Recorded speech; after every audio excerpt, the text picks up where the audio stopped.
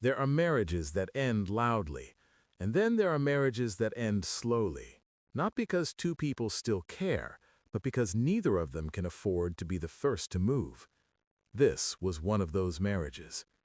From the outside, nothing appeared unusual. Two names on official documents, one address, a shared history that looked ordinary enough to avoid questions. But inside this marriage, nothing was shared anymore. Not trust, not plans, not even fear. Because each of them was holding something that could dismantle the other's life completely. The husband knew that if his wife ever walked into a certain bank, opened a specific secured box, and allowed those records to be examined, his career would not survive the scrutiny. His credentials, the foundation of his public respect, depended on one document that was never meant to be questioned. And the wife knew that if the marriage ever ended legally, the protection it provided would disappear instantly. The financial records she had carefully separated from her daily life, the identities she had used indirectly, the transactions that never appeared connected, would no longer be insulated by shared legal boundaries. They were not threatening each other. They didn't need to. They simply existed in a state where action itself had become dangerous. The husband could not leave. Leaving would invite attention. Attention would lead to verification, and verification would reveal that the certificate behind his respected position did not originate where it claimed to. The wife could not stay forever. Staying meant time. Time meant risk. Risk meant the possibility that someone else, not her husband, might notice the patterns she had worked so carefully to separate. And between them stood a piece of property that neither of them could touch safely. Not just land, not just walls and documents. This property carried conditions written years earlier, ownership claims that had never been fully resolved, and questions tied to a past event no one involved ever discussed openly. To finalize ownership, there had to be clarity. To achieve clarity, there had to be separation, and separation meant disclosure. So the property remained untouched, locked not by gates or fences, but by the fact that both people connected to it understood exactly what would happen if the marriage officially ended. This was not about affection, and it was not about resentment. It was about leverage. The wife understood that marriage was not a bond, it was a barrier. As long as it existed, certain doors stayed closed to investigators, auditors, and curious professionals who relied on clear legal lines. The husband understood that divorce was not freedom, it was exposure. Every form, every review, every process attached to separation created opportunities for someone to ask the wrong question at exactly the wrong time. They lived under the same roof, but their lives no longer intersected. Schedules were arranged to avoid overlap. Rooms were claimed without discussion. Conversations were reduced to necessity. Silence became the safest arrangement. Because the truth was simple, even if the situation was not. Neither of them was innocent, and neither of them could afford honesty. The husband told himself he only needed time. Time to finalize the property, time to stabilize his position, time to exit without drawing attention. The wife told herself that control depended on stillness. As long as nothing changed, as long as the marriage remained intact, the records stayed buried where she had placed them. But pressure does not require movement to exist. It builds quietly, through deadlines, through legal notices, through institutions that do not care about personal history, only documentation. And this marriage was full of documentation. What made this situation dangerous was not anger or emotion, it was calculation. Each of them believed they understood the other's limits. Each of them believed they knew how far the other could go without triggering consequences. And both of them were wrong. Because the property did not belong to either of them the way they believed it did, because the records in the bank were not as isolated as they assumed, and because systems designed to verify truth do not respond to personal agreements or silent standoffs. This marriage did not collapse because one of them acted recklessly. It collapsed because doing nothing became impossible. And when the first crack appeared, it did not come from an argument, a confrontation, or a dramatic confession. It came from paperwork, from a routine process that required clarity where none existed, from a request that could not be answered honestly by either side. In a marriage where both people were guarding secrets, the most dangerous moment was not when one decided to fight, it was when someone else started asking questions. The property was never meant to be discussed openly. It existed in files more often than conversations, referenced indirectly, deferred repeatedly. On paper, it appeared manageable, an asset waiting for resolution. In reality, it was the reason nothing else could move forward. Years earlier, ownership had been divided under conditions that assumed stability: marriage, continuity, clear lines of inheritance. Those assumptions no longer applied. The property was tied to a name that no longer appeared in current records, a previous owner whose involvement ended without full explanation. The transfer process had paused, resumed, then paused again. Each time, the same obstacle appeared: marital status. Without legal separation, certain documents could not be finalized. Without finalized documents, the property could not be sold, inherited, or restructured. It remained suspended between resolution and inquiry, and suspension was costly. The husband understood this better than anyone.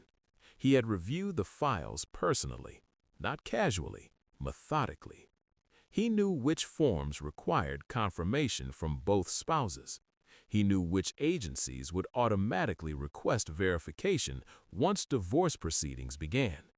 That knowledge weighed on him constantly, because his professional life was built on a foundation that could not withstand inspection. The certificate that granted him authority was convincing enough to pass casual review. The institution listed on it existed. The formatting was accurate. The credentials matched industry expectations. What it did not have was origin. It had never been issued through the process it claimed. And if that process were ever examined closely, the discrepancy would surface. As long as his life remained uncomplicated, the risk stayed low. Stable employment, consistent records, a marriage that appeared intact. Divorce changed that equation entirely. Divorce required timelines. Timelines invited background checks. Background checks invited questions that could not be answered cleanly. He knew that once those questions began, they would not stop with the property. They would move outward, into employment history, into certifications, into professional standing. Everything he had built depended on never reaching that stage. And yet, the property demanded action. Legal notices had begun arriving with increased frequency. Requests for clarification were phrased politely but carried deadlines. Each delay raised the likelihood that someone would seek explanation rather than patience. He could feel the margin narrowing. At work, he maintained his composure. Colleagues saw reliability. Supervisors saw consistency. Clients saw competence. No one saw the calculations running beneath each interaction. He avoided promotions that required additional verification. He declined opportunities that would draw attention to his credentials. He stayed exactly where he was, hoping stillness would protect him. But the property did not allow stillness. Its unresolved status affected tax filings, estate planning, future transfers. Every option led back to the same requirement: legal separation. The husband did not want freedom.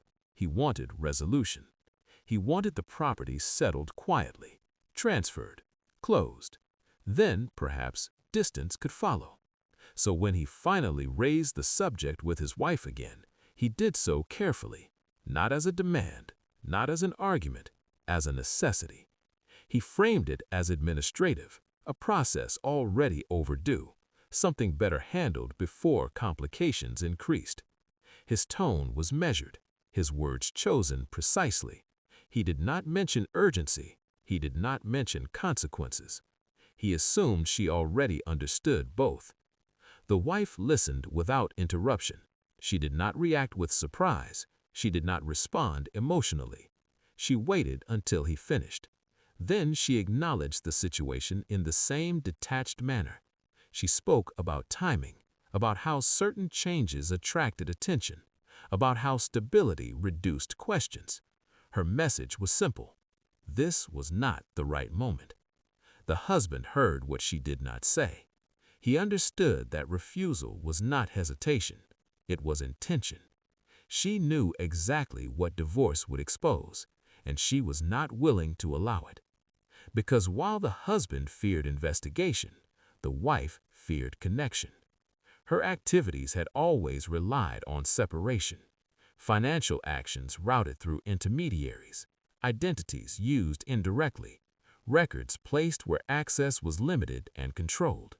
The marriage provided distance. It ensured that her financial footprint appeared domestic, contained, and unremarkable. Divorce would dismantle that buffer. Separate filings would invite comparison. Independent reviews would align data points that had remained apart. She could not allow that to happen.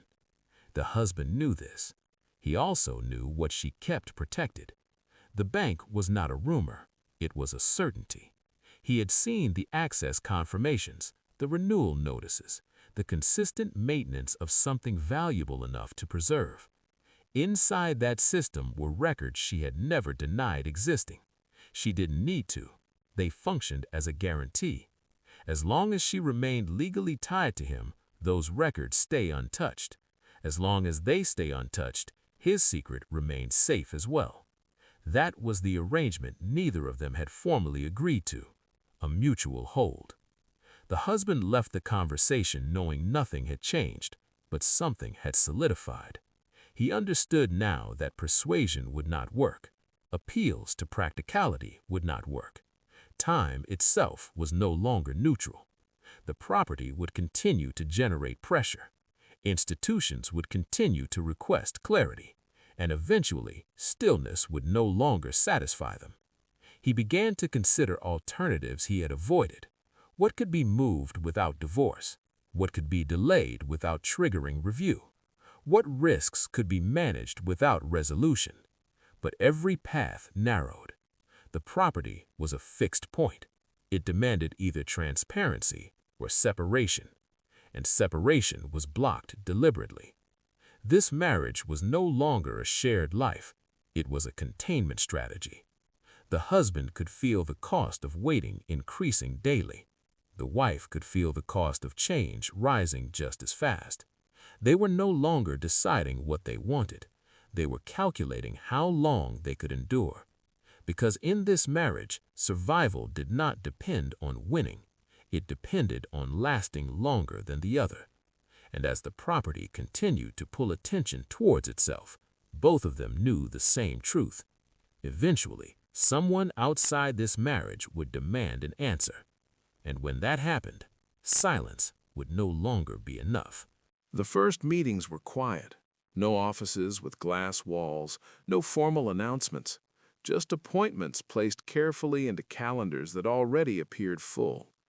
The husband met with advisors who specialized in resolution without attention, people trained to ask questions gently and record answers selectively. He did not tell them everything. He spoke about delays, about shared ownership complications, about a spouse who preferred stability over change. He never mentioned why scrutiny would be dangerous. He never explained why timelines mattered more than outcomes. The advisors accepted this. They were accustomed to incomplete stories. They offered options that required cooperation, options that assumed transparency would eventually arrive. The husband nodded, took notes, left knowing none of those paths were usable. The wife did the same. Her meetings were framed differently. She spoke about protection, about maintaining order, about preventing disruption. She presented herself as cautious, not resistant. She disclosed nothing that could connect her to the records she had separated so carefully. She spoke in general terms, never specifics. Her advisors, too, accepted this. They relied on what they were told, and that was the problem. These systems were designed to process truth when it was presented clearly. They were not designed to extract it from people who understood exactly how much to withhold. Each professional involved believed they were seeing most of the picture. None of them were. Documents were reviewed, then set aside. Questions were asked, then postponed. When inconsistencies appeared, they were attributed to complexity rather than intention. This was how the maze formed, a structure built not from lies, but from omissions that fit together just well enough to pass. The property sat at the center of every discussion. It was referenced as an asset, but treated like an obstacle. Ownership records showed transitions that never fully completed, signatures that existed without follow-up actions, conditions that assumed future cooperation that never arrived. One name appeared repeatedly in earlier documents, then disappeared entirely. No death certificate attached, no formal transfer explanation, just absence. The land itself remained unchanged. No development, no sale, no transfer. It existed in a state of pause that made no financial sense. That was what concerned the institutions most. Assets were meant to move or be maintained. This one did neither.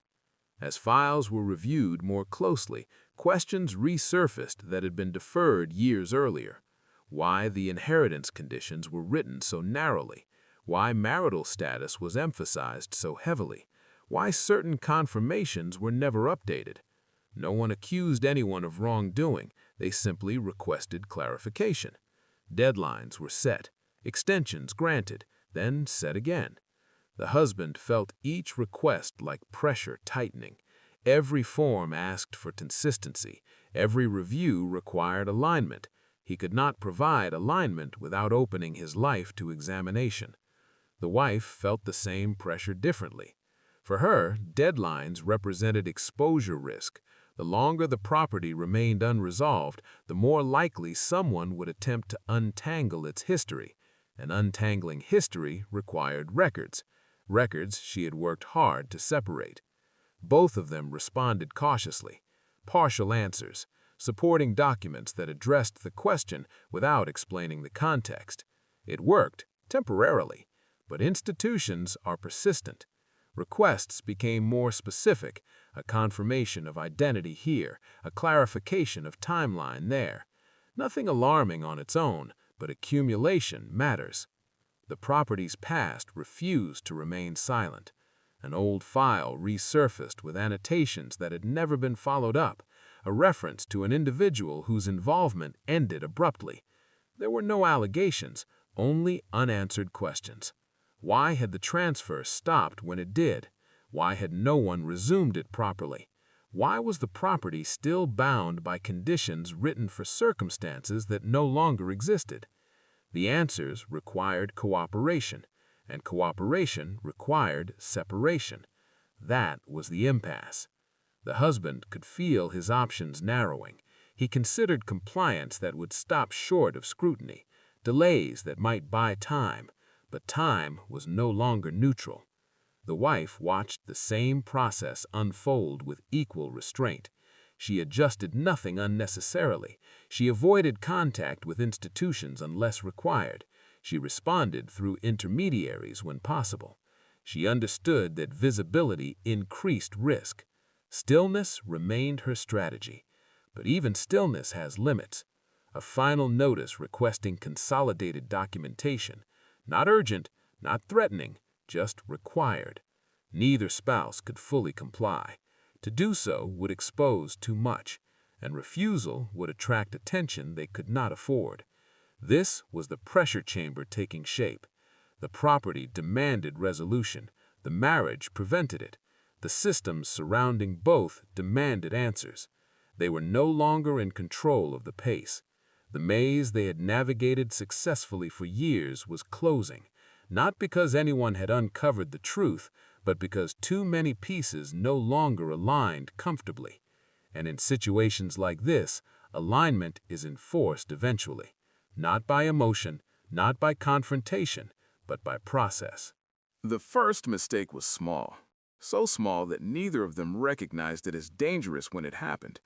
It appeared as a routine request, a supporting document needed for a review that had already been delayed too long. Nothing unusual, nothing urgent. The husband was asked to provide a copy of a file he believed had already been submitted. He hesitated only briefly.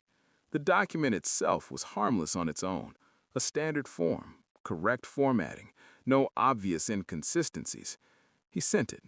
What he did not know was that the version already on record differed slightly from the one he provided. Dates aligned too closely. References overlapped where they should not have.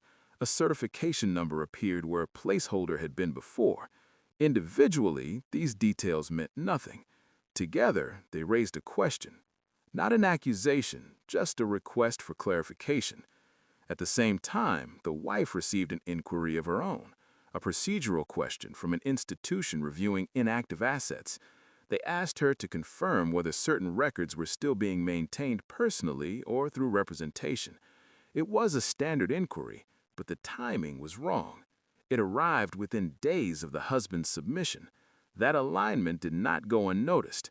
Neither spouse mentioned the requests to the other. They didn't need to. Silence had taught them how to listen without words. The husband sensed change, not in tone, not in language, in rhythm. Processes that once moved slowly began to tighten. Requests became more specific. Follow-ups arrived sooner. He responded carefully, adjusting phrasing, reviewing everything twice, but the sense of distance he had relied on was shrinking. The wife felt it too. The bank had not contacted her directly. It didn't need to.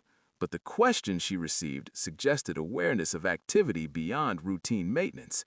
She reviewed her records again. Everything was where it should be. Still, the alignment of inquiries unsettled her. Each of them began to suspect the same thing, that the other had moved without saying so. The husband wondered if the wife had shifted something within the system she controlled, if she had prompted review to pressure him, if this was leverage taking shape.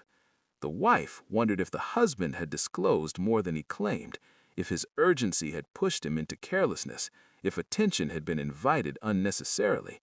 Neither confronted the other. Confrontation risked confirmation.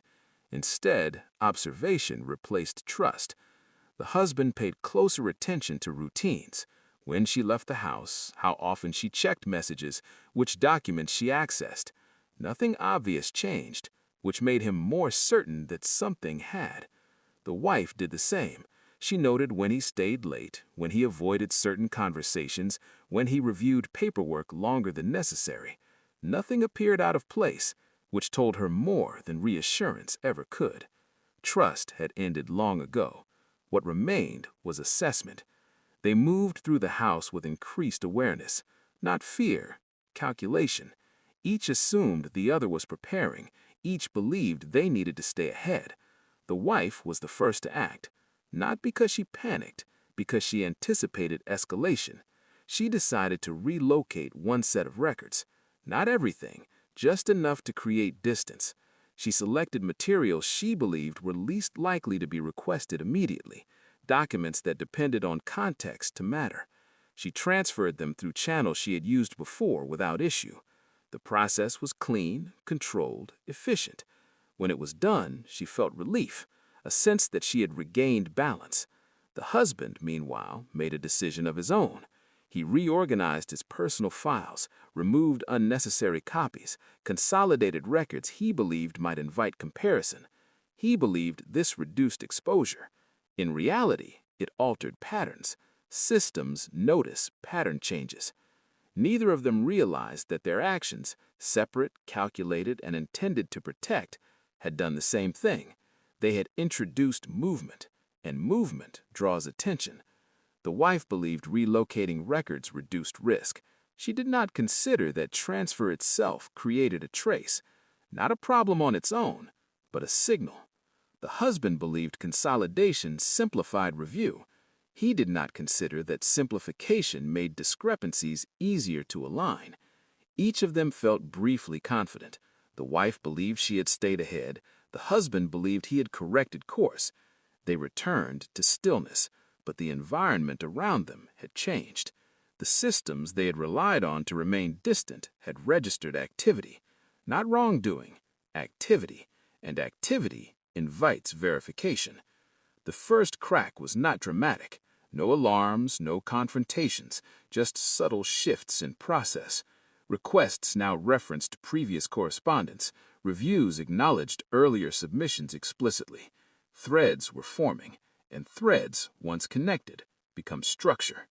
The marriage remained intact, the property remained unresolved, but the balance had shifted, because now something had moved, and neither of them could be certain how much of it had been noticed. The husband reached his conclusion quietly.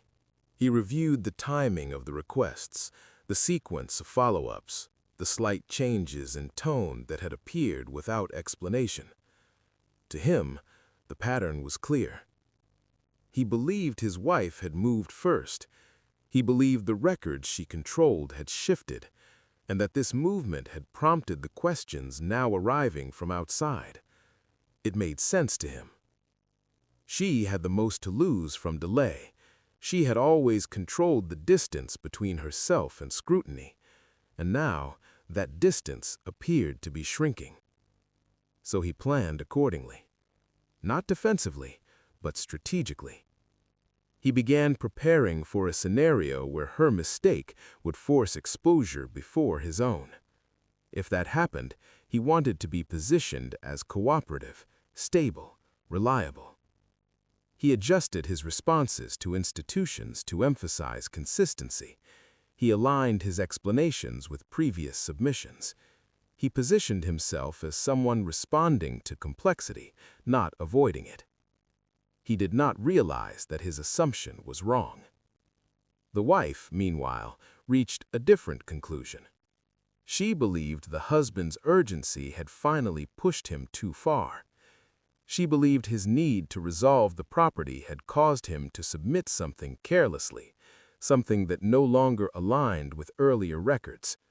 From her perspective, the inquiries now circulating were not random, they were a response. She did not believe she had been noticed.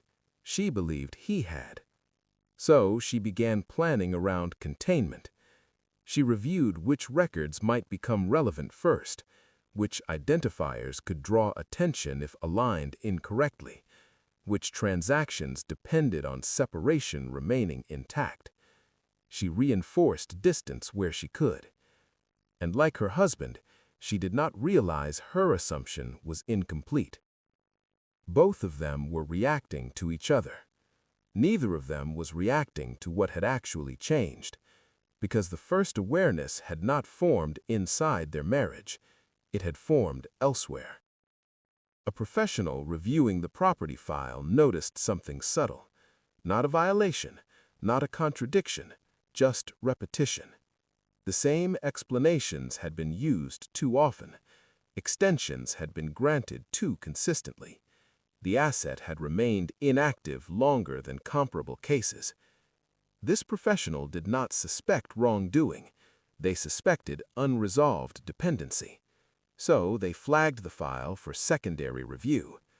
At the same time, a routine bank procedure triggered internal alignment. Not an investigation, a verification. Records that had remained static for years were reviewed against updated access logs. Again, nothing alarming, just activity. Transfers that followed policy but created new timestamps. Renewals that aligned with external inquiries by coincidence. Coincidences accumulate. Quietly, attention shifted. No one contacted the husband or the wife directly. No one raised concerns. But systems began to observe more closely. Processes that once accepted summaries now requested source confirmation. Files once reviewed independently were cross-referenced. The marriage still existed, the property was still unresolved, but the space they occupied unnoticed was shrinking. Neither spouse realized this. They were focused inward. The husband believed patience would outlast pressure. The wife believed control would outlast scrutiny. Then something unexpected happened. A brief legal opening appeared. A procedural update related to the property's status created an opportunity. A narrow one, temporary. Certain requirements were suspended pending clarification. A short window allowed limited action without full separation. It was not advertised, but it existed. The husband saw it first. To him, it looked like relief, a chance to move the property forward without finalizing divorce, a way to extract value without exposure. He believed this was the advantage he had been waiting for. The wife saw the same opening differently. To her, it looked like confirmation, proof that systems were still flexible, that stability still worked. She allowed the process to move forward cautiously. For a moment, the pressure eased. Documents advanced, approvals aligned. The property shifted slightly toward resolution. The husband believed he was winning. He believed his wife's control had slipped, that her earlier movement had weakened her position. The wife believed the opposite. She believed the husband had overestimated risk, that patience had preserved her advantage. Both of them felt hope, not relief, hope. And hope is dangerous because it encourages confidence. Neither of them realized that this opening had come at the exact moment outside attention had increased. The property's movement did not go unnoticed. It was logged, tracked, connected. What felt like progress inside the marriage registered as alignment outside of it. The pressure chamber did not release. It sealed.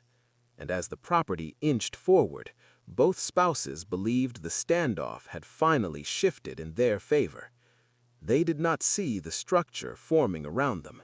They only saw the momentary calm. The collapse did not announce itself.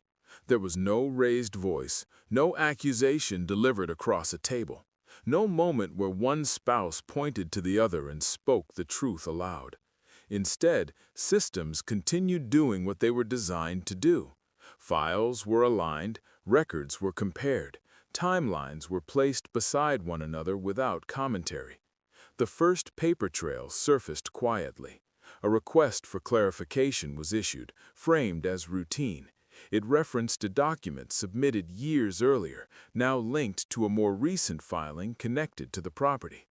The language was neutral, the tone professional, but the connection was unmistakable. The husband received the notice at work. He read it once, then again. The question was simple, too simple. It asked for confirmation of credentials already on file. Not an audit, not an inquiry, a confirmation. He understood immediately what that meant. Confirmation requests only appear when verification has already begun. He responded carefully, slowly. He provided what he always had, the same explanation, the same formatting. But the system did not reset.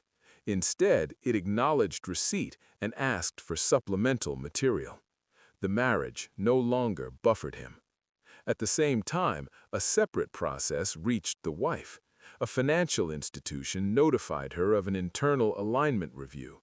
Again, no accusation, no threat, just a notice that certain archived records would be reclassified for updated compliance. Records she had relied on staying dormant. Records that only remained dormant because the marriage prevented deeper inspection. That protection was weakening. The systems did not know about each other, but their timing overlapped, and overlap creates exposure. Neither spouse contacted the other immediately. They both understood what was happening without needing it explained. The marriage had stopped functioning as insulation. By the time the divorce proceedings resumed, they were no longer strategic, they were necessary. Not to gain advantage, not to apply pressure, but because staying married now increased risk for both of them. The divorce was efficient, minimal communication, standard filings. Each spouse disclosed only what was required. But disclosure itself changed everything. Assets tied to joint status were reclassified. Protections tied to marital unity dissolved. The property entered a different phase. Inheritance conditions that had been paused now resumed. Unresolved ownership questions reopened automatically. The disappearance linked to the land was referenced again, not as an allegation, but as an unresolved dependency. The pressure chamber released, but not gently. The husband's career did not end in public disgrace. It changed quietly. Responsibilities were reassigned, credentials were re-reviewed. His professional standing narrowed. He remained employed, but no longer elevated. The life he had built stopped expanding. The wife's access to financial systems shifted. Accounts were limited pending review. Proxies required verification. Nothing was seized immediately, but movement slowed. Control reduced. The freedom she believed she had preserved revealed its cost. By the time the divorce was finalized, there was no sense of victory, only relief layered with consequence. The property did not resolve cleanly. Parts of it were frozen, other parts entered long-term review. Value remained trapped, neither fully lost nor fully accessible. Proof remained embedded in its history.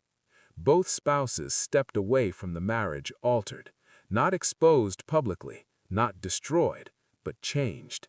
The silence that followed was different from before.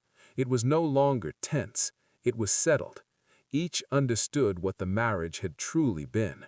Not love, not partnership, a structure holding competing risks in balance. Once it ended, that balance dissolved. What remained was freedom shaped by limits, and a property that would continue to exist as evidence of what happens when survival becomes the only reason people stay together. The collapse did not arrive as an ending. It arrived as adjustment, and nothing after that returned to how it had